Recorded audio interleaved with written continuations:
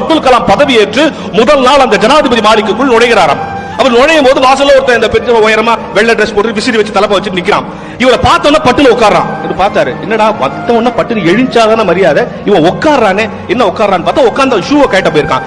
என்னன்னா, எனக்கு வேலையே இதான் சார், வயசாய் காலத்துல இருந்து உள்ள வந்தவன அங்க ஷூவை கேட்டுவேன்னாரு. அவர் சொன்னார், அதெல்லாம் ஒண்ணு வேணாம், ஏன் ஷூவை கேட்ட எனக்கு தெரியும், இல்ல இருந்து நீ வேலைக்கு வேணான்ட்டாரு. அவன் ஓன்னு அழ ஆரம்பிச்சிட்டான். சுத்தி நிக்கிறவன் பார்த்தா, என்னடா வந்த முதல் நாளே ஒரு ஆளை காலி பண்ணிட்டாரு அப்படின்ட்டு.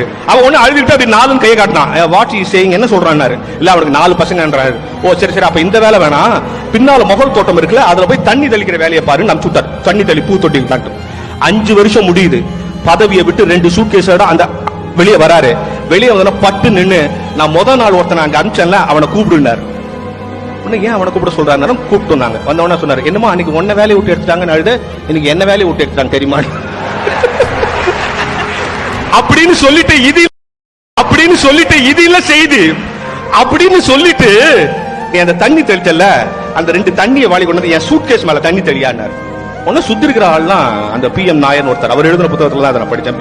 தண்ணி என்ன தண்ணி தெளிக்க சொல்றீங்க, உள்ள ட்ரெஸ் இருக்கும், ஃபைல்ஸ் இருக்கும், நீங்க படிக்கிற புக்கெல்லாம் இருக்கு, ஏன் தண்ணி தெளி அப்படின்ட்டு தெளிச்ச பிறகு அப்துல் கலாம் சொன்னாராம், நான் ஏன் தெரியுமா தெளிக்க சொன்னேன், ஜனாதிபதி மாளிகையின் தூசை கூட நான் எடுத்து போகவில்லை என்பதை இந்த சமூகம் சொல்ல வேண்டும். இந்த தகவல் எங்கிருந்து கிடைத்தது? நுட்பம், தொழில்நுட்பம்.